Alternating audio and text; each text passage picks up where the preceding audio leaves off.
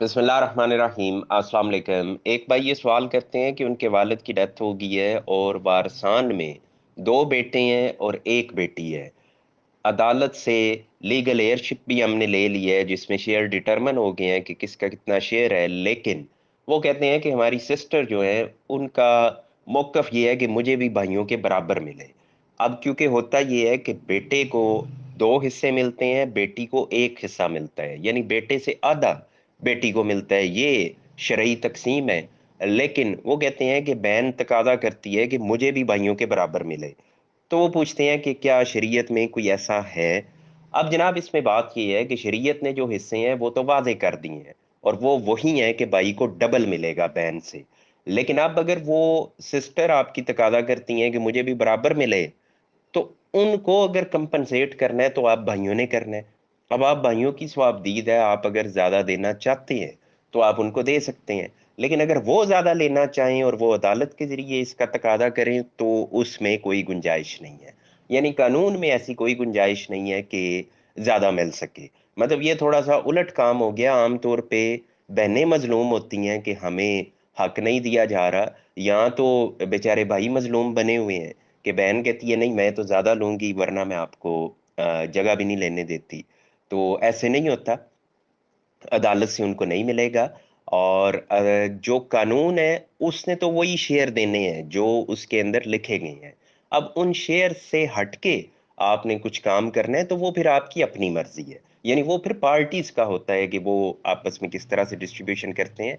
कानून जो है उसने अपनी डिस्ट्रीब्यूशन वो वाजे कर रखी है। अब इसमें यहाँ एक और नुक्ता भी आपके सामने वाजे करूं कि जब किसी शख्स की डेथ होती है तो राइट अवे यानी उसी वक्त उसके वारसान उसकी प्रॉपर्टी के मालिक बन जाते हैं। ठीक है, इंतकाल वरासत बाद में दर्ज होता है, लेकिन कानून ये कहता है कि जिस वक्त किसी की डेथ हुई उस वक्त देखा जाएगा उसके कौन कौन से वारिस जिंदा है और उस वक्त तयन किया जाएगा कि किसका कितना हिस्सा बनता है।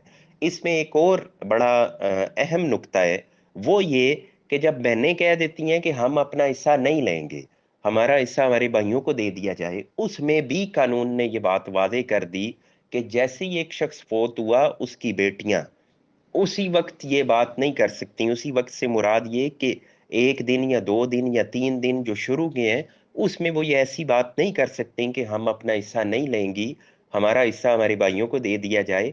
कानून में अगर मैं गलत नहीं हूं तो 40 दिन का जिक्र है, ये बाकायदा लिखा हुआ है कानून के अंदर कि पहले 40 दिन बेटियां ये नहीं कह सकती कि हम बाप की जायदाद में से हिस्सा नहीं लेंगी।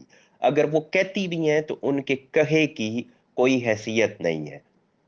अब ऐसी बात क्यों की गई, वो बाकायदा कानून में ये बात इसलिए लिखी गई कि जनाब वो जो शुरू के दिन होते हैं उसमें एक खास तरह की फीलिंग होती है, एक हमदर्दी होती है, एक दुख की कैफियत होती है। और उसमें बहनें क्योंकि एक इंतहाई नरम जज्बा रखती हैं अपने भाइयों के हवाले से, तो वो उसमें आके वो कहती हैं जी हम नहीं कुछ लेती हैं, हमारे भाई को ये सारा कुछ दे दिया जाए। तो अदालत या कानून इसमें ये कहता है कि जनाब आप एक खास टाइम पीरियड में ऐसा नहीं कर सकते, आप वेट करें जब 40 दिन गुजर जाएं, उसके बाद आप एक रैशनल डिसीजन ले लेते हैं या ले सकते हैं। तब अगर सिस्टर्स ये कहती हैं हम हिस्सा नहीं लेती तो ठीक है, हिस्सा तब भी उनके नाम लगेगा। लगने के बाद वो ट्रांसफर कर दें, दे दें वो भाइयों को, तो बस फिर ठीक है, कहानी खत्म हो गई। लेकिन अगर पहले 40 दिन में वो ऐसा स्टेप उठाती हैं या इस बात का इजहार करती हैं तो वो उनके ऊपर लाजम नहीं होगा। वो यानी कानून प्रोटेक्शन नहीं देगा। वो बाद में उससे परे हट जाती हैं कि हम नहीं देती प्रॉपर्टी, तो वो बिल्कुल हक बजानिब है, वो ऐसा कर सकती हैं। क्योंकि अगर फर्स्ट 40 डेज में आपने ऐसा डिसीजन लिया है तो वो दुरुस्त वैसे भी नहीं है।